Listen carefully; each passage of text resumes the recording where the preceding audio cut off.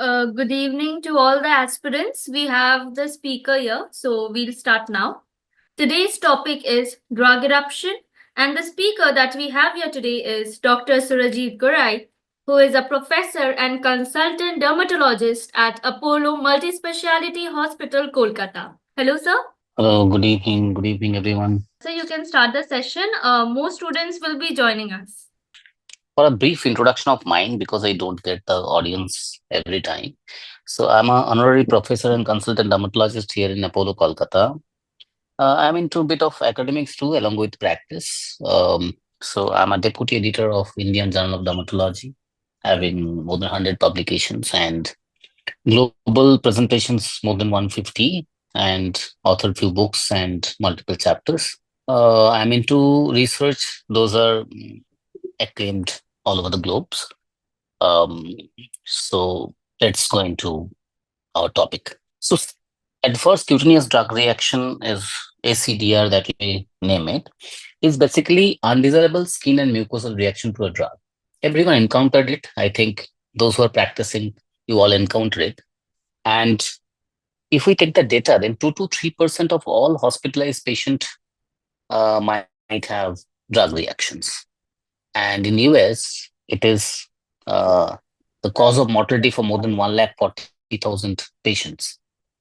It might be very mild rhinitis or a rash to severe reactions causing death. One dictum in dermatology is there that if a lesion is not fitting into any type of specific skin disorder, always think about drugs.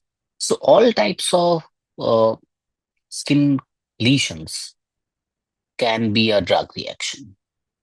But we will try to focus on mostly those can be identified and confirmed, and those are having classical features because your Mrcp examination will have those questions. So it might be mild one that is a maculopapular drug rash or urticaria type of things, or a drug-induced pigmentation, drug-induced acneiform eruptions, sometimes lichenoid drug reactions. Those are all mild things. But there are a few severe varieties. You all know that. One is definitely the most uh, talked about SJS10, Steven-Johnson syndrome, and toxic epidermal necrolysis. Second is drug hypersensitivity syndrome or drug induced eosinophilia with systemic symptoms. We also call it as DRESS. Another one is AGEP, acute generalized exanthematous pustulosis. I will explain all the things in detail and we'll discuss. If any questions you have, you can ask it immediately and we can answer that. We can discuss that. Okay, I have one question. I'm Dr. Ghoshal. My Yes. question is, as a senior physician, many a Okay. times patients can't tell us about whether they are hypersensitivity to penicillin, sulfur, and if there is any untoward reaction, is it litigable, or are we under litigation? Because it's not possible for us to know whether there are lakhs of people taking the medicines, and Steven Johnson can happen with many drugs. And if it happens, whether the thing is litigable. That's my question. Regarding litigation, sir, in India, in current situation, everything is possible. But truly speaking, there is nothing such parameters or tests that can predict a drug reaction. So you can't predict it except for fixed drug reaction, where you get a history of recurrent lesions. Then you can think about a specific drug. But otherwise, it is very difficult to predict until unless it is not happening. Drug allergy test is there, but that is not confirmatory. It might be misleading or sometimes false positive. So it is difficult to predict. But in India, in terms of litigation, yeah, litigation is definitely possible. But in court of law, if you are fair enough, if you are logical enough, you should win. Should I proceed? Now, regarding types of adverse cutaneous drug reaction, few are non-immunologic, like idiosyncratic reactions, or due to overdose, accumulation of drugs, or a contact dermatitis, irritant contact, or a steroid-induced atrophy. Those are all non-immunologic phenomena, and we are not dealing into it today. We will deal into few things. Those are immunologic phenomena, and like the previous classification we have read in microbiology and sometimes in medicine regarding different types of immunologic reactions, type 1, 2, 3, and 4. We will be dealing with mostly type 4 type of hypersensitivity and all the important drug reactions, maculopapular drug reactions, Stevens-Johnson syndrome, and then FDE, fixed drug reactions or eruptions, all comes under type 4 hypersensitivity. There are a lot of other immunologic reactions like immediate hypersensitivity, type 1 anaphylactic shock, that is type 1. Urticaria is also many times it is type 1. Type 2 is basically cytotoxicity to cells like the platelets. So petechiae and purpura, drug induced, can be a type 2 reactions. And type 3 is immunocomplex deposition related issues that happens in drug induced vasculitis. So it happens with all the biologics medications. That is also very common. Serum sickness like reactions is also type 3 type of drug reactions. We will be dealing with type 4. So in type 4 type of drug reactions, initial sensitization is important. Usually it doesn't happen in a single exposure. So suppose a patient is getting antibiotic for something. So after 1-2 dose, when he is continuing for the course for might be 7 days or something like that, he might develop the reaction in 2-3 days time. So that need sensitization. In fixed drug reactions, initial exposure doesn't lead to fixed drug reaction. But later on, when patient is getting the drug again and again, patient might get the reactions or the lesion on the specific site of the body recurrently. Now coming to maculopapular drug reaction. I think you all know about basic skin lesions, macule, papules, and all those things, plaque, patch. So macule is a flat lesion. So basically color change only. But the size of the lesion is small, might be less than, take 1 centimeter is the cutoff size. So if it is less than 1 centimeter, any lesion, that is, we call it macule. If it is more than 1 centimeter, we call it patch. So macule and then papular reaction. So papule means it's elevated lesions less than 1 centimeter.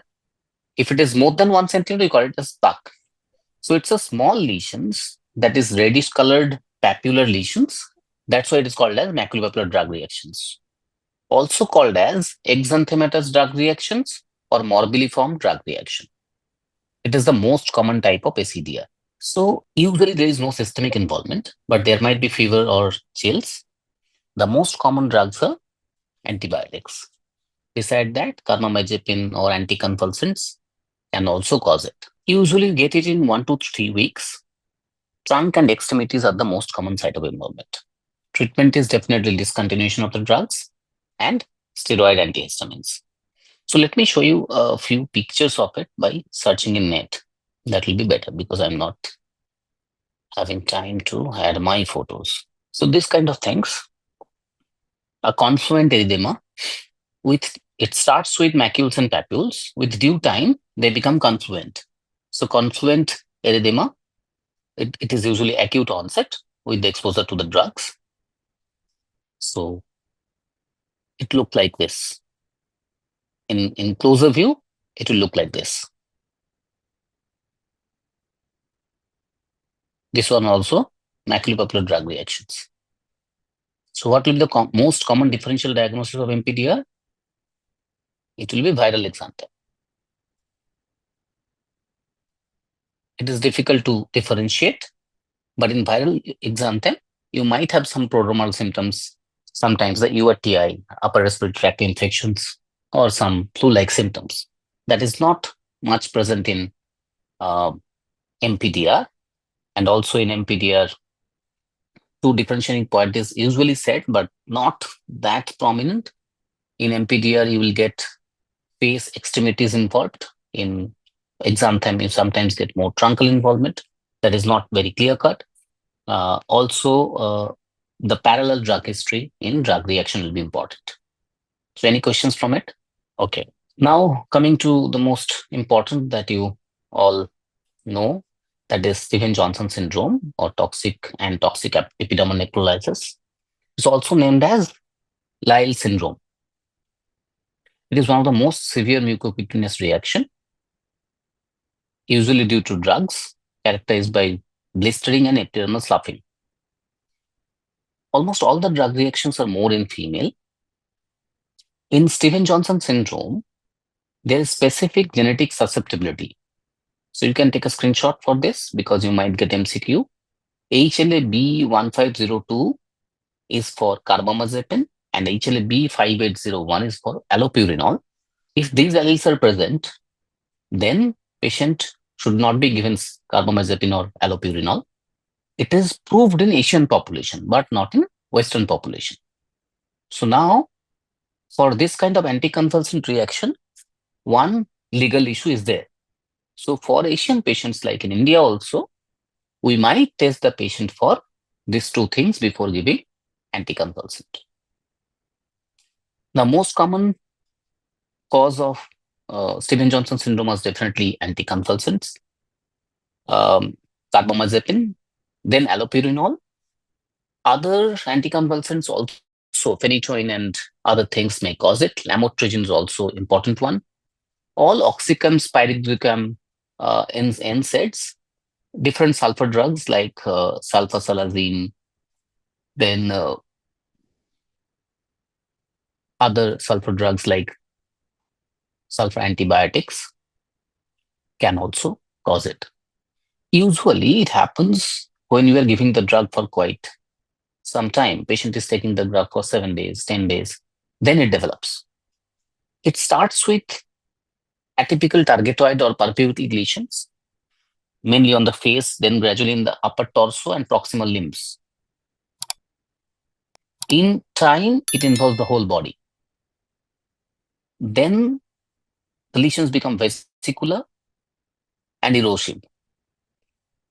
Lesions may confluent with each other and produce dusky purpuric erythema all over the body.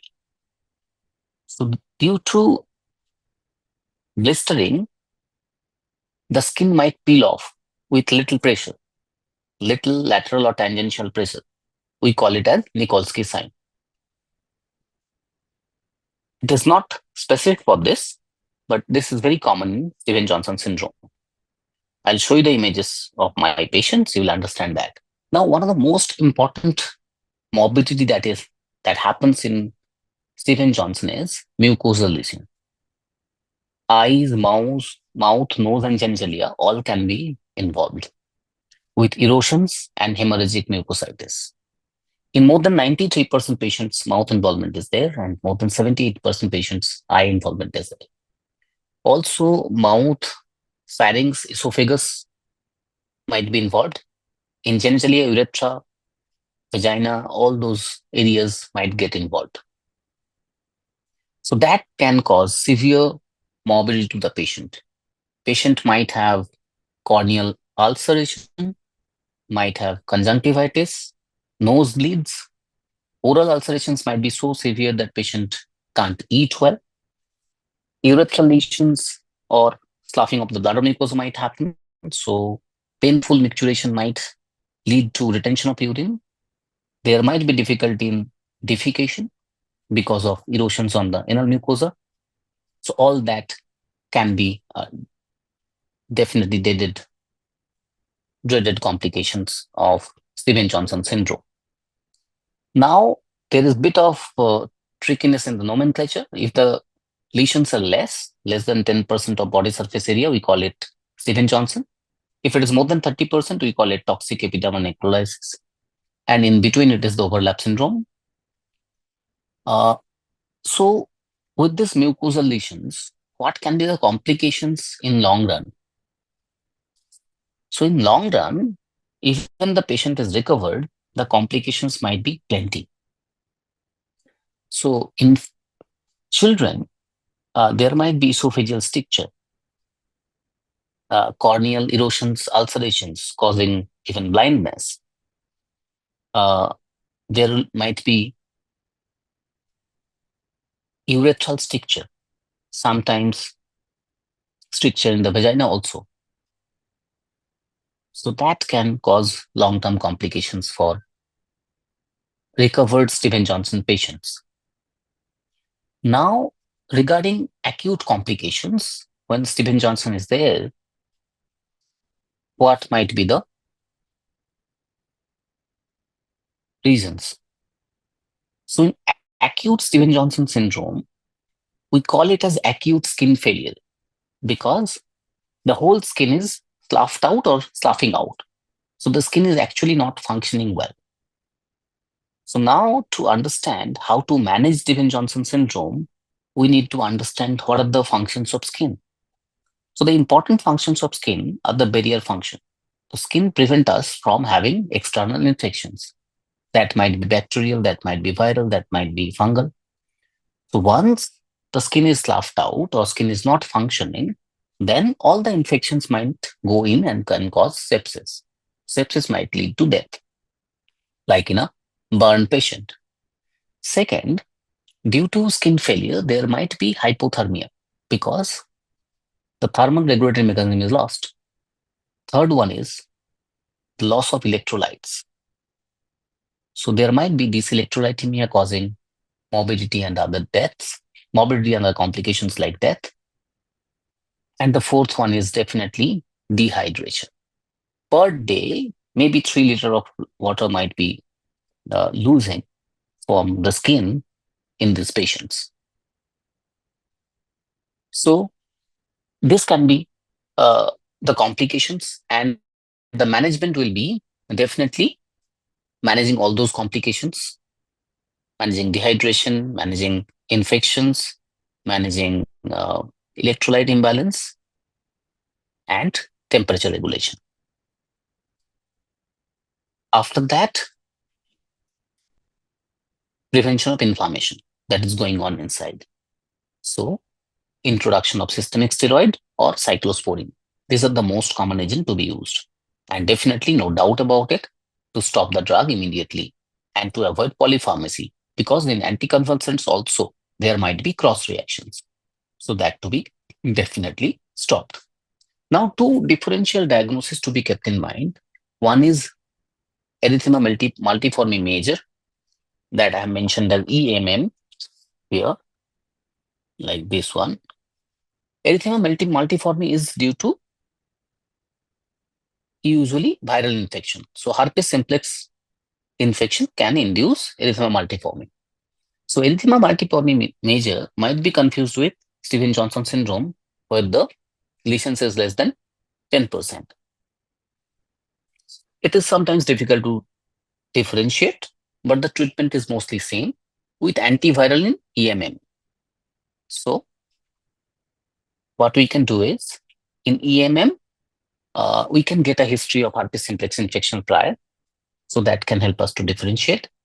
And two important point, in erythema multiforme major, the lesions are both mixture of typical target and atypical target.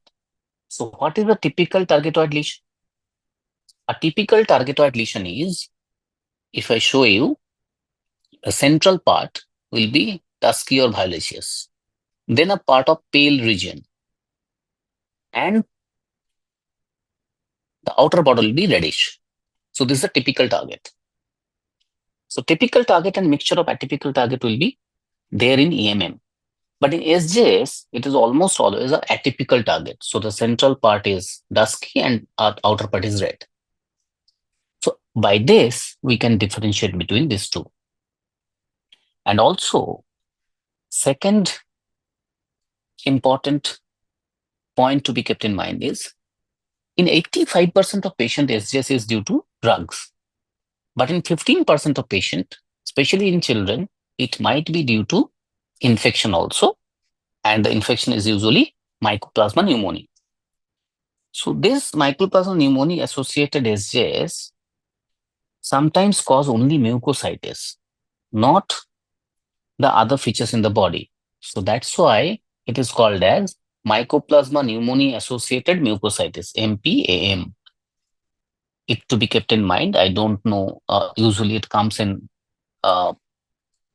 your MCQ or not, but that might be a typical area where they can ask questions. So these are all basic things about Stephen Johnson syndrome. Let us see some images. Like this is the acute case of Stevens-Johnson syndrome due to carbamazepine. See the mucosal lesions on the lip. This whole lip is eroded with crusting. I've kept this part to show you the conjunctivitis and see the color of the skin. It's gradually becoming brownish in Indian color. So it's a dusky reddish initially, gradually becoming brownish. And this kind of erosions will happen eventually. This is the skin lesions. So it is cutaneous neck. So this is the cutaneous lesion. Initially, you start with like this kind of dusky or purpuric lesions. Gradually, they become confluent to have a fill like this. Now, with this time, there will be more erosions, but the lesions will be gradually fading out. So this is Stevens-Johnson syndrome. We can discuss it if question is there. Otherwise, we'll go to next topic. That is drug hypersensitivity syndrome or drug-induced eosinophilia with systemic symptoms. So in Sir, I have drug-induced, yeah, what please. is the mortality of Stevens-Johnson syndrome? Is there any modern treatment of 10 or Steven Johnson? Because it is a potentially very hazardous issue. And you can understand the scenario when it happens and the immense stress of the physician. Uh, so please guide us regarding the modern treatment. So yeah, mortality of Stevens-Johnson syndrome is usually approximately 5% among all the cases. And modern treatment, I have already explained one drug, that is cyclosporin. Previously, we used to give systemic steroid for quite long time, but systemic steroid has its own issues. Like it can increase the chance of infections. It can cause hypertension. It can cause hyperglycemia. It can cause electrolyte imbalance. That's why we have shifted ourselves to cyclosporin lately, and cyclosporin is giving good result with very prompt action. So, like steroid, we get very immediate action with cyclosporin within few days. So, other than cyclosporin, we can use IVIG, and also, if not responding well, we can do plasmapheresis to remove the unbound drugs in the blood or the drugs that is um, forming antibodies. So these are the basic uh, modern treatment, you can say. There are a few biologics that also been tried, like rituximab, that can also be tried, but in usual clinical setup, we don't do it. We do mostly the first few things, those I have told. Anything more? Thank you. Can you Hello? explain the causes of spontaneous urticaria? Causes of I did. spontaneous urticaria. Hello? I can't hear you well. So please, once more, please. Sir, I wanted Uh, to ask one question. What was the HLA that yes, you mentioned? Allopurinol? I'll show you the allopurinol is 5801 and carbamazepine is 1502 HLA-B. Okay. Okay. And the question was there. Yes, sir. I'd like to ask you one. The spontaneous urticaria where the patients Spontaneous. didn't have any allergy to the. Your voice Yes. is not getting through. Spontaneous. What is the spontaneous? Urticaria. So, what is the cause and how to Spontaneous approach? urticaria. Yes, yes. Spontaneous urticaria is very, very This off topic. is It is spontaneous urticaria is not drug induced. So it's a very, very off topic. Can no, I no. answer the question later Yes. on after the discussion? Okay, okay, It will okay, be better because let okay. me complete Thank this you. one, then we can discuss that. Okay, okay, sir. Okay, Okay, so let okay. okay, thank you. So let us come to drug hypersensitivity syndrome or drug induced eosinophilia with systemic symptoms.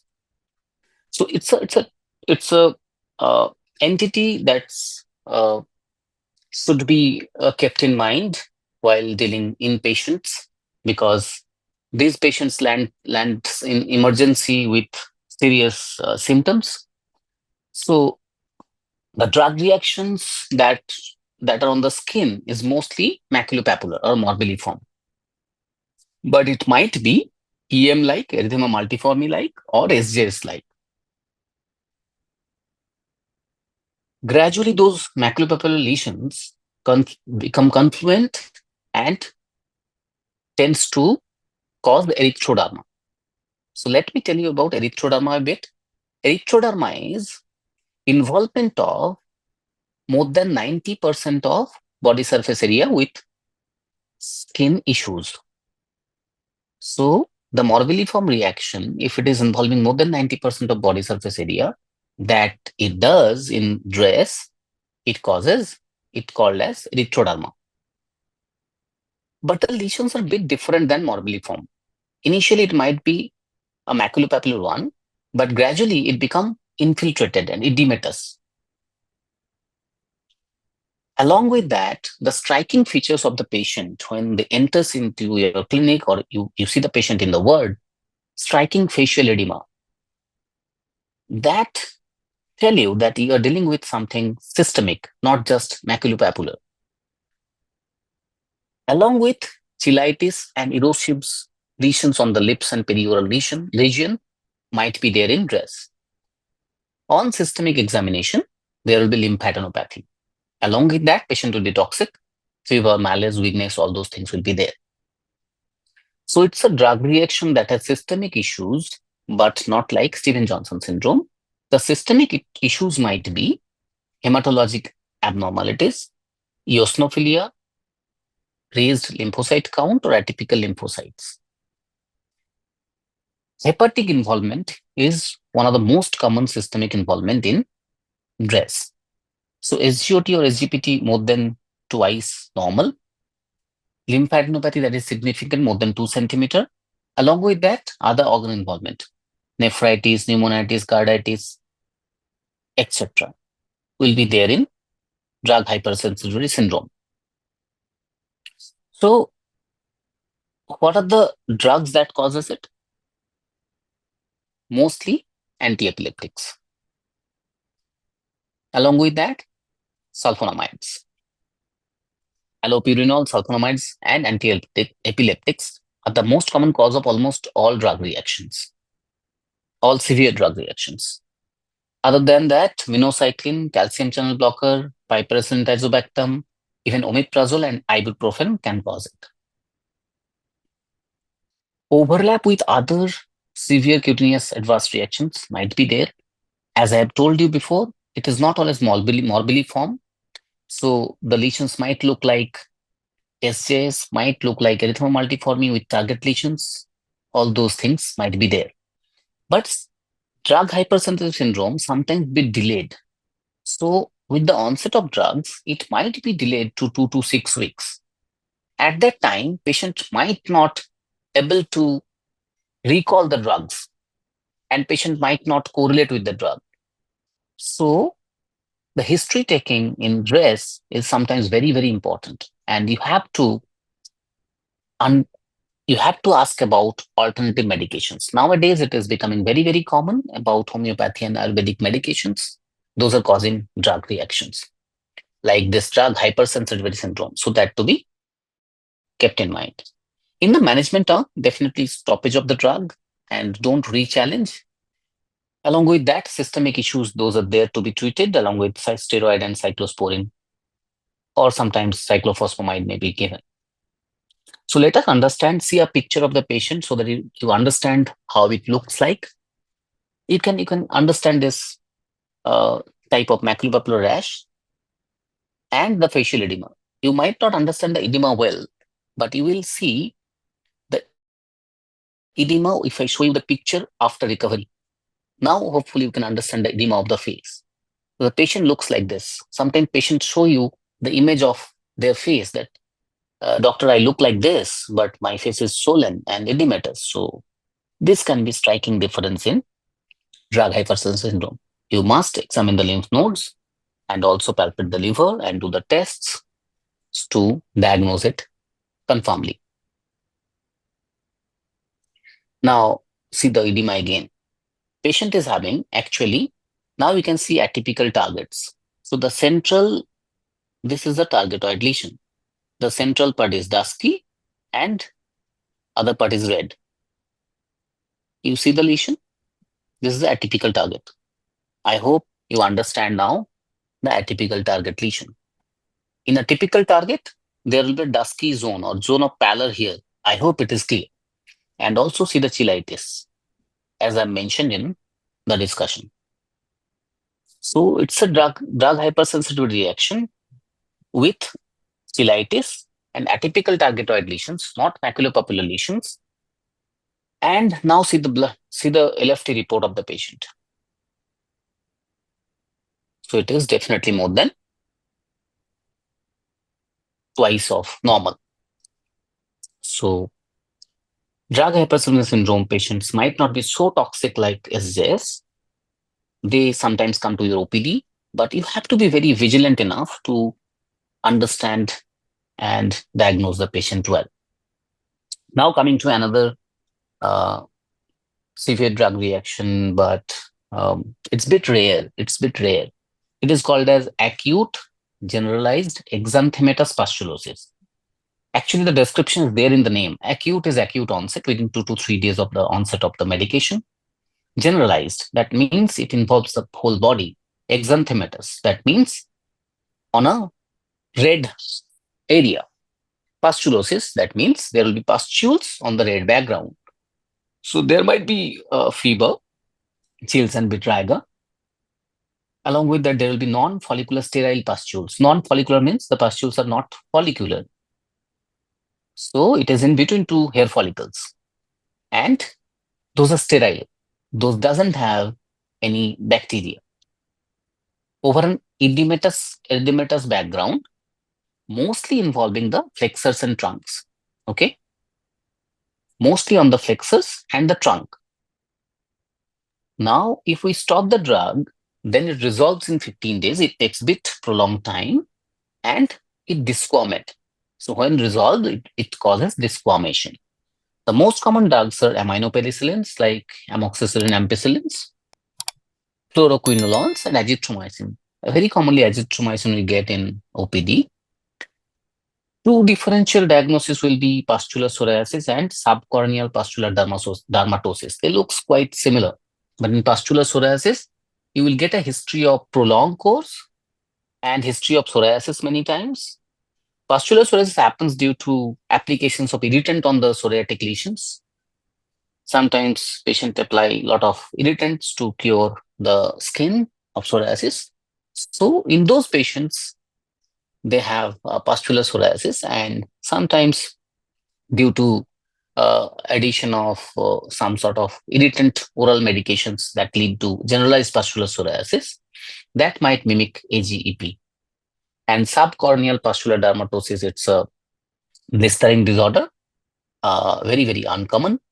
It also has similar kind of presentation, but patient is not that toxic like AGEP. In AGEP patient is a bit toxic, but in SCPD patient is very, very asymptomatic kind of thing, having in all those three things, in an erythematous background, there will be multiple pustules in a centrally, in a peripherally arranged round lesion. So I will show you the images and you will understand how it looks like. But in AGP, it's mostly flexural and trunk, but in pustular P, it's whole body. In SCPD, it's mostly trunk, not the flexural. Now, let me show you some photos of AGEP by searching in the net. So this is a case of AGEP. So you can see on erythematous background in the flexors and the trunk, patient is having this kind of pustules on an erythematous background. So this is a classical case of AGEP. Now, while resolving, see on the flexors, while resolving it disquamate. This is also sometimes a clue that patient was having a AGEP. Okay, is it clear? Any question from here?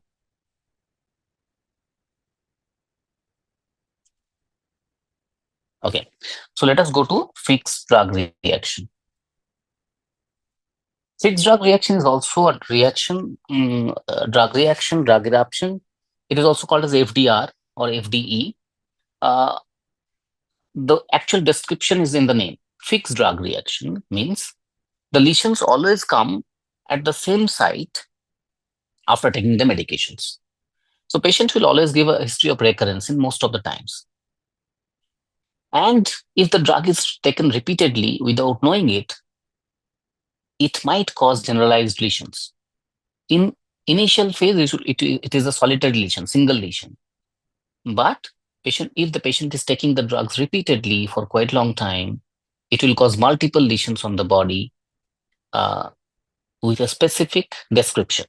So the description is, to start with, it's a defined erythema, but that erythema of the skin is mostly all drug reaction. The erythema is mostly violaceous or dusky. So it's a dusky erythema with mild pain or itching or burning. It gradually becomes more violaceous. And when it heals with hyperpigmentation. The most common site of involvement is orogenital mucosa. So the lips, oral mucosa, in male, the glans penis, and the hand feet are the most common site. There are two important variety of this. It might be multiple or generalized, as I have mentioned. It might be generalized bullous or a bullous FD, single bullous lesion in an erythematous background.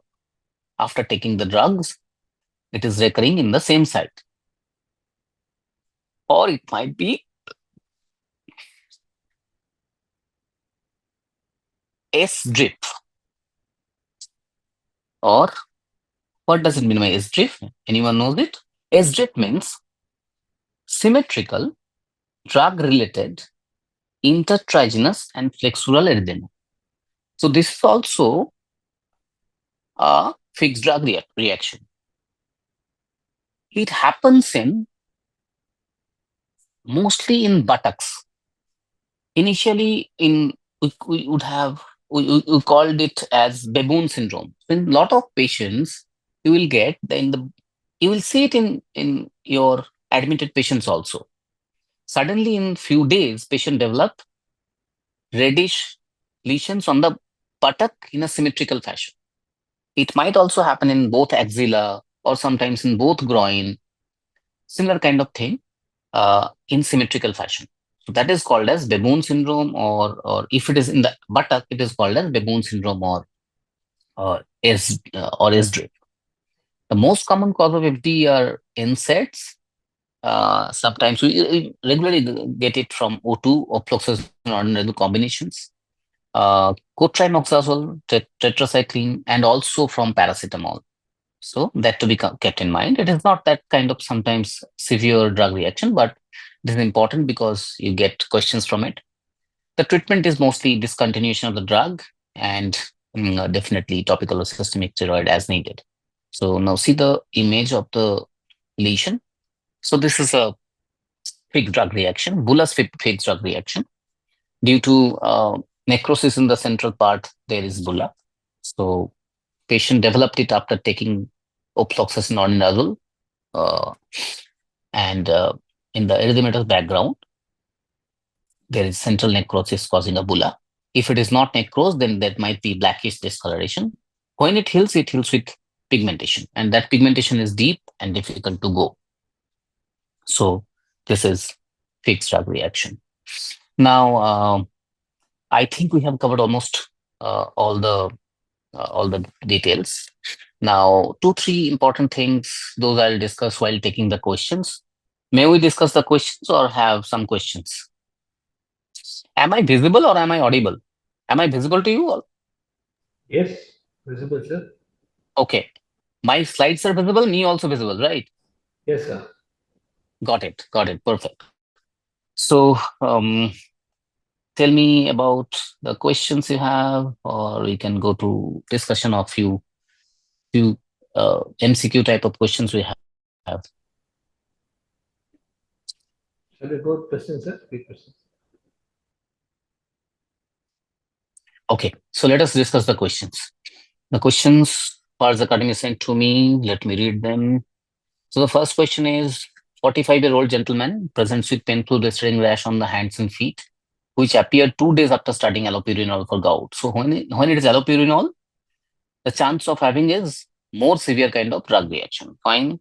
45-year-old, usually 40 to 80, this is the age range when drug reactions are most common because at that time patient is exposed to a lot of drugs. Before that, usually we don't give too much of medications. So blistering rash, painful blistering rash. So blisters that also indicate some kind of severe drug reactions. The blisters are tense and contain clear fluid. So definitely a severe drug reaction. He also had mild oral ulceration. So mucosal involvement of other body parts, limbs with blisters and clear fluid. What is the diagnosis? Stephen-Johnson syndrome. Perfect. So it's very clear cut, Stephen-Johnson syndrome. So why it is not bullous pemphigoid? There is a history of taking allopurinol, and after 2 days of the drug, there has been an acute reaction which the gentleman has had. Perfect. So the parallel history of drugs will not be there in bullous pemphigoid. But bullous pemphigoid can also be due to drugs. One of the most common anti-diabetic agent that can cause bullous pemphigoid. Can you name it? It is very common nowadays. There are a lot of use of this drug, and it is causing bullous pemphigoid in many patients.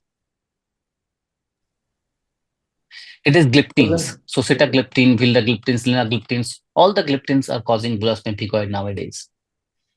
Now, porphyria cutanea tarda is a reaction, phototoxic reaction. So a drug that is having some kind of ability to attract sun rays or UV rays that can cause this type of reactions, but it is not usually kind of bullous and also not within 2 days. So it is not a cutanea tarda. Drug-induced pemphigus also takes time, so it is not drug-induced pemphigus. That's fine. Anything more to discuss? Let us come to next question. Okay. So next question is 30-year-old lady develops widespread erythematous scaly rash. 30-year-old lady develops widespread erythematous scaly rash, okay, with small pustules predominantly on the trunk and flexural areas. So it is already giving the diagnosis. One is widespread erythematous scaly rash with small pustules. So pustules, definitely a specific type of drug reaction. Only one drug reaction has pustules. That is AGEP. Yeah. So on the trunk and flexural areas, it is already saying you everything. Drug-induced acneiform eruption doesn't happen in flexural areas. Acneiform eruption happens in face, right? Or the trunk, not in flexus. Psoriasis, okay, no, flexural psoriasis might be, but yeah, but Drug-induced, not a drug-induced, sir. so not not The only thing not is there. maybe the new anti-epileptic medication is the one which is clinching it here. Yes, it is saying that rash appeared with a week after starting a new anti-epileptic medication. So anti-epileptic medications doesn't cause psoriasis first of all, and within weeks psoriasis won't develop. Drug-induced psoriasis will take long time. So what are the drugs that can cause psoriasis? Anyone? So the drug that can cause psoriasis or aggravate psoriasis is beta blocker.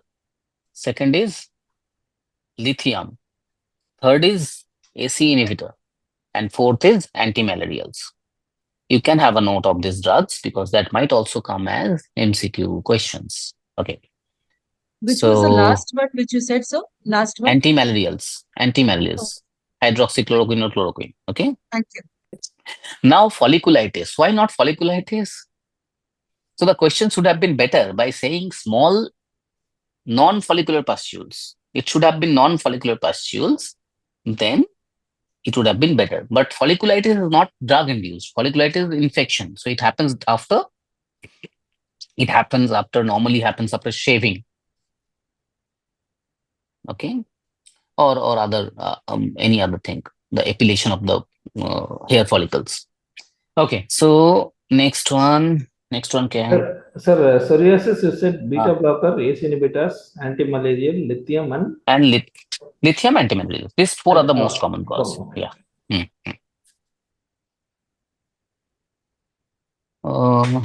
Which one of the following drug eruption is most likely to be associated with eosinophilia and systemic symptoms such as which one of the following drug eruptions is most likely to be associated with eosinophilia and systemic symptoms such as fever, liver?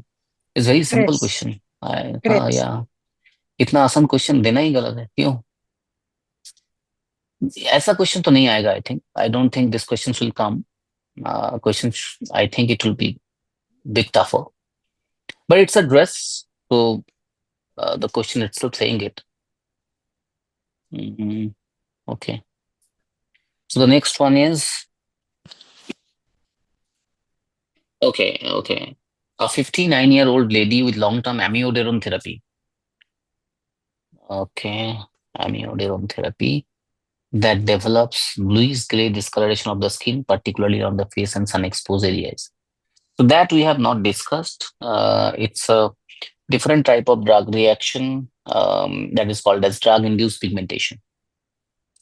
So drug-induced pigmentation caused by two most common drugs, amiodarone and minocycline.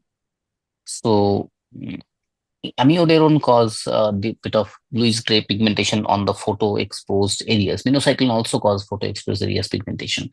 In our country with our skin color bluish gray appearance sometimes understanding it difficult so the grayish color is much more prominent with us so How do we differentiate between minocycline and amiodarone?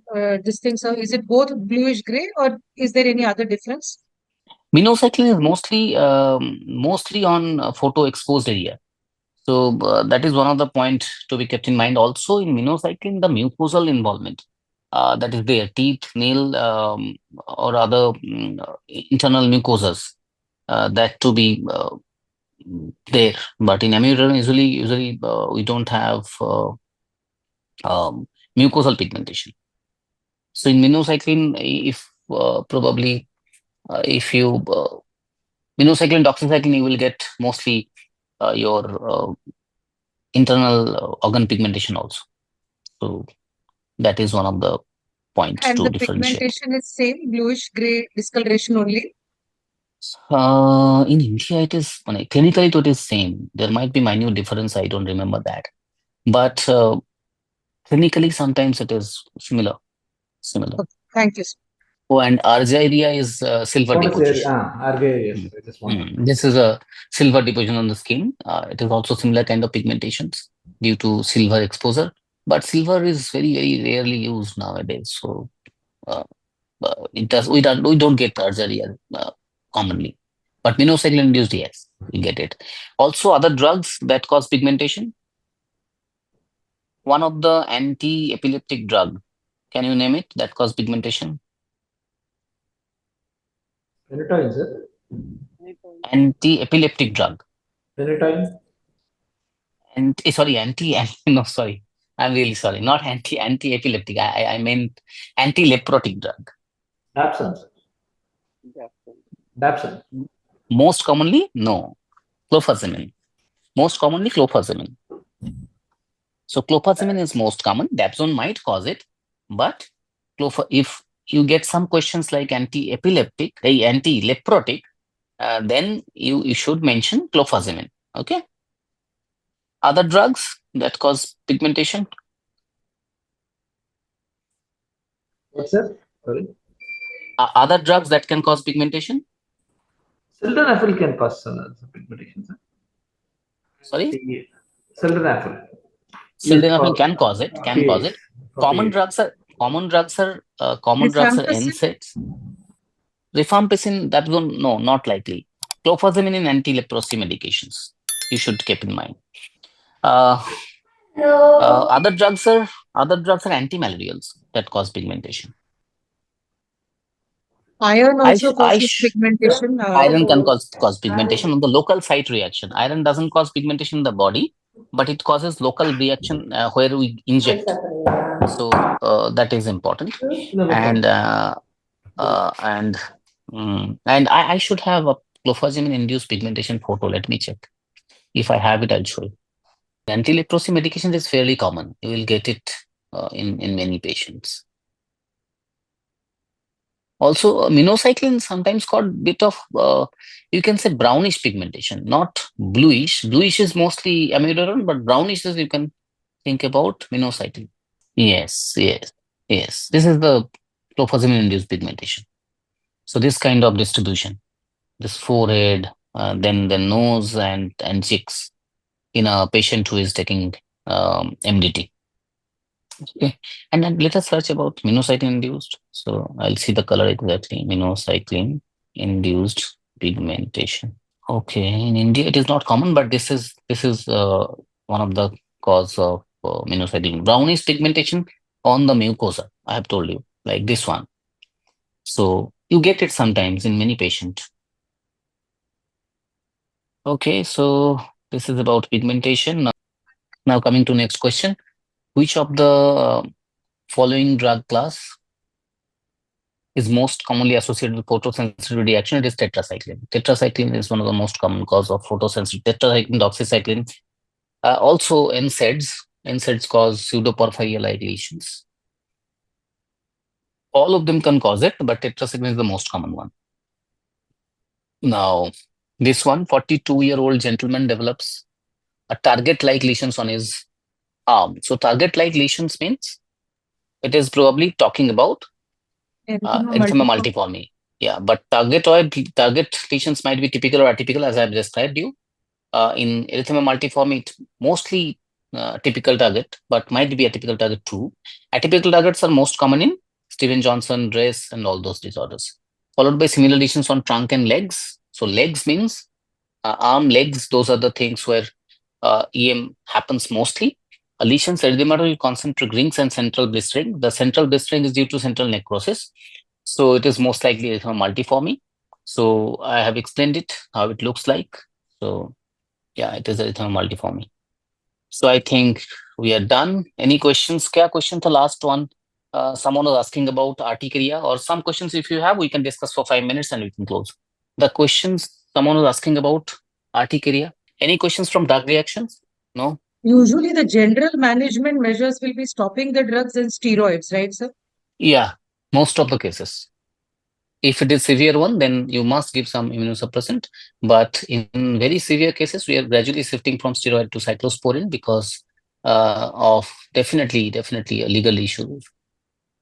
One of the highest compensation of medico-legal issues in India is by giving steroid in a proper case, Stevens-Johnson syndrome, but still it was our legal system does an awful job and ask for compensation. It is in the highest in India. So that's why many of us fear about giving steroid now. Even What about acute generalized xanthemus pustulosis, sir? The treatment part, it is discontinuation of the drugs and then immunosuppressions only. Yes. And also supportive measures. Regarding cyclosporin, what we have to check about if we are starting a cyclosporin, other than the immunosuppression part, is there anything else that we need to look at? Because we are discussing fixed drug eruption. Anything in regard to cyclosporin? To cyclosporin, the cyclosporin cutaneous dose is mostly 2 to 5 milligram per kg body weight. You can note it down, 2 to 5 milligram per kg body weight. For cyclosporin, you have to check few things. One is if the patient is hyperglycemic, then the glycemic load should be in control. Hypertension should be in control. Hyperuricemia also might be there from cyclosporin, so that to be checked. Hyperlipidemia and also can be caused by this one, and electrolyte imbalance. So these things to be definitely kept in mind before cyclosporin. Yes, thank you, sir. Most welcome. Anything more? Aspirants, if you have any question, you may ask now. Yeah, sure. So this is my number if you need it, and this is my email ID. Aspirants, please take a screenshot of this slide. Any question you can directly reach to sir. Okay. Thank you, sir. Thank you. Bye bye. Good night. Good luck for your exam.